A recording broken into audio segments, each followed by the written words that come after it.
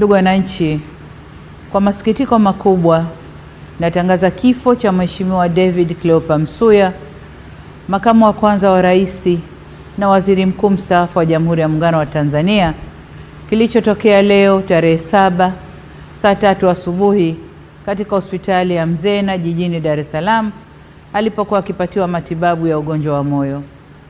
Hayati Cleopa David Msuya ameugua kwa muda mrefu na amekuwa akipatiwa matibabu ndani na nje ya nchi, ikiwemo katika hospitali ya moyo ya Jakaya Kikwete, hospitali ya Mzena na kule jijini London nchini Uingereza. Natoa pole kwa familia, ndugu, jamaa, marafiki na Watanzania wote kwa msiba huo mkubwa kwa taifa.